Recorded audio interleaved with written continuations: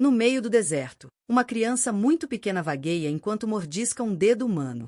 Enquanto isso, Vindon chega ao deserto em seu carro. Ele também começa a explorar o local, até subir o mais alto que consegue para encontrar o ponto perfeito para tirar fotos do eclipse que está por vir. Após algumas horas, ele consegue capturar fotografias incríveis e se prepara para partir. No caminho de volta ao carro, ele fica chocado ao ver uma criança chorando sob a pequena sombra de uma árvore. Vindon faz algumas perguntas e descobre que o menino está perdido e não consegue encontrar os pais. Ele se oferece para ajudá-lo, mas, ao levantar o garoto, percebe que sua mão fica extremamente suja. O menino começa a caminhar mais para dentro do deserto, ignorando Vindon, que insiste que deveriam ir na direção oposta, para o carro. Vindon decide segui-lo, fazendo mais perguntas, mas o menino não responde nenhuma delas. Após algumas horas andando, o garoto pede refrigerante, e Vindon compartilha sua garrafa de água. Ele percebe que não há sinal de telefone na área e tenta conduzir o menino de volta, colocando o braço sobre ele, mas o garoto reage bruscamente, empurrando-o antes de sair correndo. Quando está longe o suficiente, ele dá um sorriso debochado para Vindon e continua correndo. Ao perceber que toda sua água foi derramada no chão, Vindon volta para procurar seu carro. No entanto, ele está perdido e não consegue fazer seu telefone funcionar. Quando a noite cai, Vindon tenta encontrar abrigo entre algumas rochas, mas não consegue dormir por causa de um barulho estranho. Ele decide seguir o som e encontra várias garrafas penduradas em galhos, além de uma mulher cantando no fundo de um cânion. Vindon olha mais de perto e se surpreende ao descobrir uma casa lá embaixo. Há uma escada por perto, então ele desce com cuidado para não cair. Finalmente, ele chega à casa e bate na porta, mas ninguém atende. Mesmo assim, Vindon entra e encontra Lina cozinhando. Quando ele pede um telefone ou indicações para sair dali, Lina explica que não tem telefone e oferece comida. Não importa o que ele pergunte, Vindon não consegue obter mais respostas dela. Ele não está com fome e apenas toma um pouco de água, então Lina come a porção dele também. Após o jantar, Lina o convida para passar a noite, e ele não consegue evitar de olhar para ela enquanto ela se troca. Na manhã seguinte, Vindon acorda primeiro e sai em silêncio para se aliviar enquanto observa uma pintura estranha no cânion. Depois, tenta finalmente ir embora, mas descobre que a escada desapareceu. Como Lina ainda está dormindo, ele decide pegar sua câmera e tirar várias fotos, encontrando mais pinturas estranhas enquanto explora. Ele também vê uma gaiola e o crânio de um animal peculiar. De repente, Vindon ouve um barulho e encontra Lina consertando o telhado. Ele a ajuda enquanto pergunta sobre a escada, mas Lina diz que não sabe onde está, pois as pessoas às vezes a levam. Pode voltar mais tarde ou levar alguns dias. Vindon exige saber como sair, mas Lina explica que a escada é a única saída. Depois, Vindon tenta escalar o cânion, mas é impossível sem o equipamento certo. Gritar por ajuda também não adianta. Ele desce coberto de sujeira, e Lina o convence a deixá-la lavar suas roupas. Mais tarde naquela noite, Vindon sai ao ouvir barulhos que parecem vozes, mas não vê nada. No dia seguinte, Vindon revira a casa até encontrar ataduras para suas mãos e um martelo, que usa para tentar escalar novamente. Enquanto sobe, continua ouvindo sons estranhos e confirma que são vozes de meninos. De repente, alguém joga uma cabeça de porco, fazendo-o escorregar e cair. Vindon acorda à noite sentindo uma dor insuportável porque o martelo está preso em sua perna. Lina logo aparece, remove o martelo e o leva para dentro da casa. Nos dias seguintes, Vindon permanece na cama, tendo alucinações devido à dor. Às vezes, Vindon acredita que há um garoto na casa com eles. Enquanto isso, Lina está passando por seu ciclo menstrual e aproveita para usar o sangue para marcar a parede. Quando Vindon finalmente se sente melhor, descobre que está mancando e que não pode mais escalar. Ele sai de casa para gritar por ajuda, mas as crianças não respondem. Frustrado, ele desabafa sobre sua necessidade de voltar à vida normal e implora para que Lina faça algo. Ela não responde suas perguntas, apenas diz que pode cuidar dele, mas Vindon pede que o deixe em paz. Nesse momento, alguns meninos finalmente aparecem no topo do cânion, e Vindon implora por ajuda. Eles concordam em ajudá-lo, mas primeiro perguntam sua cor favorita. Vindon responde vermelho, e os meninos vão embora por algumas horas. Vindon se esconde na sombra do sol escaldante, olhando para os objetos em sua carteira e sentindo saudades de sua antiga vida. Quando os meninos voltam, jogam uma corda para Vindon, que a amarra em seu corpo, mas não ouve quando um deles diz que ele deveria ter escolhido azul. Enquanto Alina observa da janela, os meninos começam a puxá-lo para cima, mas param no meio do caminho. Vindam, já perdendo a paciência, grita com eles e tenta escalar a corda sozinho, mas a dor em sua perna o impede.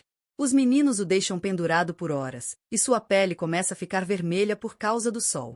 De repente, um dos meninos urina sobre ele enquanto os outros balançam a corda de um lado para o outro e cantam em uma língua misteriosa. Vindam, aterrorizado, implora a ajuda de Alina. Ela sai de casa e repreende os meninos em uma língua estranha, o que faz com que eles percam o controle da corda. Vindam bate a cabeça no cânion e desmaia. À noite, Vindam acorda na cama e tenta imediatamente fugir, mas mal consegue dar alguns passos antes de desabar. Quando Alina vai checá-lo, ela explica que os meninos são andarilhos que o deserto reúne. Ela também afirma que Vindam agora pertence a esse lugar e que ele deveria se comportar e ficar em silêncio para sobreviver.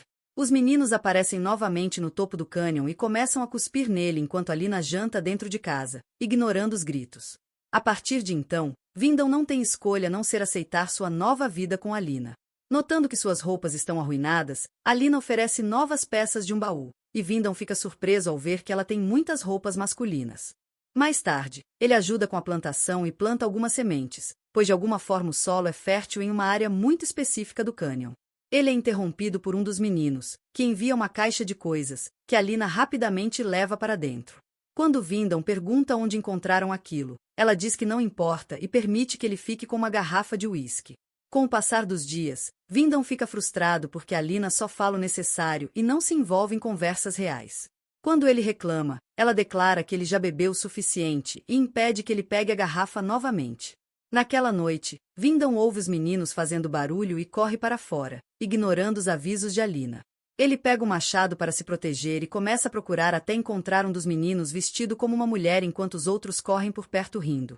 Eles distraem Vindam para que o menino derrube no chão e lamba seu rosto, chamando-o de um insulto homofóbico. Vindam consegue empurrá-lo para longe e volta correndo para casa, gritando e exigindo explicações. Uma Alina nervosa apenas diz que ele a está assustando, mas Vindam continua gritando antes de pegar a garrafa e continuar bebendo.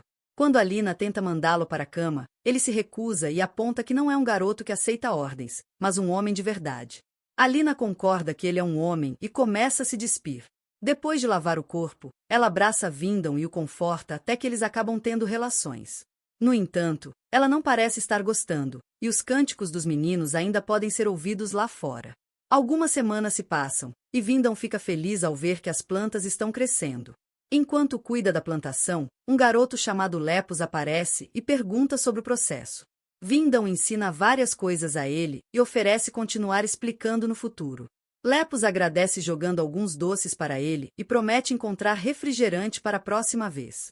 Depois que o menino vai embora, Vindam continua a plantar e se surpreende ao encontrar um anel e algumas chaves enterradas no solo. À noite, Vindam pergunta a Alina sobre a velha foto na parede. Ela explica que aquela mulher não é sua mãe, mas a primeira mãe, e que ela não sabe muito sobre ela. Alina também anuncia que está grávida, mas não espera que Vindam seja um pai para a criança. Furioso, Vindam a acusa de planejar tudo e se recusa a deixar um bebê crescer nesse ambiente, chamando Alina de idiota consanguínea. Algum tempo depois, Vindam ouve pássaros atacando suas plantações e corre para espantá-los, mas, infelizmente, os cultivos já estão destruídos. Alina sai para ajudar, e eles trabalham juntos para tentar salvar o que podem. Naquela noite, Vindam não consegue dormir porque Alina continua cantando do lado de fora. Uma manhã, enquanto Vindam corre pelo cânion para manter a forma, ele vê um avião passando. No entanto, ele nem tenta gritar, sabendo que ninguém o verá ou ouvirá. Nesse momento, Lepus aparece e se desculpa por não conseguir trazer refrigerante. Vindam, ainda assim, se anima a ensiná-lo e pergunta se o garoto não quer sair daquele lugar. Lepus explica que eles não têm permissão para deixar o palácio. Recusando-se a desistir, Vindam conta a Lepus que Alina está grávida e sugere que eles poderiam sair juntos e formar uma família. Lepus concorda em voltar para ajudá-lo depois que os outros meninos dormirem. Alina ouve a conversa e se emociona com as palavras deles. No entanto, são interrompidos por um dos garotos, que leva Lepus embora. Naquela tarde, Alina limpa o ferimento de Vindam, que lentamente revela um olho, mas isso é apenas um sonho. Durante o jantar, Alina surpreende Vindam com perguntas sobre o mundo exterior. Vindam descreve como é ser livre e explica o que é um cheeseburger. Ele admite que, se fosse embora, sentiria falta do silêncio que compartilham.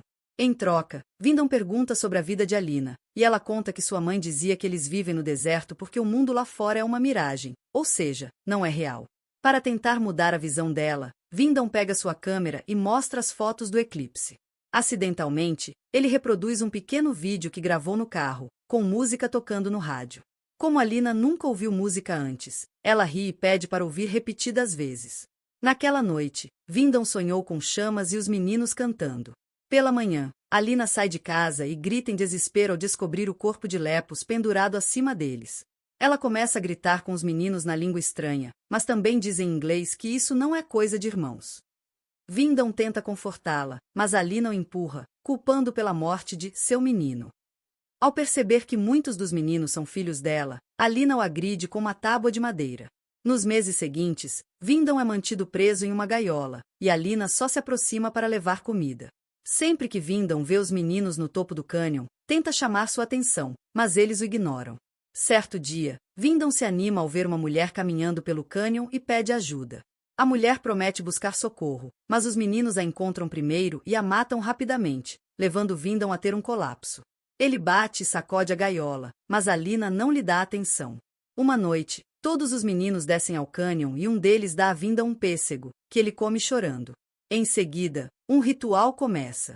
Os meninos dançam ao redor de uma fogueira enquanto Alina os chama de filhos e irmãos. Ela também amamenta um garoto, independentemente da idade. Depois, cobre os olhos com folhas, e os meninos colocam um lençol sobre sua cabeça antes de derramar sangue sobre ela. Ao ver tudo isso, Vindon finalmente entende. Os meninos trazem viajantes inocentes ao cânion para que Alina os manipule, faça sexo com eles e dê à luz mais meninos. Trata-se de um culto iniciado pela primeira mãe, e as marcas de sangue na parede indicam que houve outras mães antes. O grupo atual de meninos é formado por irmãos ou filhos de Alina. Os homens são mortos e enterrados, o que explica a fertilidade do solo e os itens enterrados que Vindon encontrou. Mais tarde, quando Alina traz um cobertor para Vindon, ele tenta convencê-la de que irá se comportar, prometendo-lhe dar quantos filhos ela quiser e educá-los para formar uma família de verdade. Ele usa palavras românticas para manipulá-la, mas Alina não se deixa enganar. Ela afirma que ele nunca teve escolha e que não passa de uma semente. Ela o mantém na gaiola até o bebê nascer, caso algo dê errado. Algum tempo depois, Alina acorda com dores insuportáveis devido às contrações.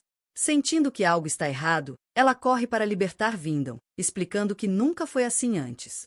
Vindon concorda em ajudá-la, mas, ao levá-la de volta a casa, vê os meninos no cânion e a escada de volta no lugar. Ele corre imediatamente em direção à sua salvação, deixando Alina cair no chão.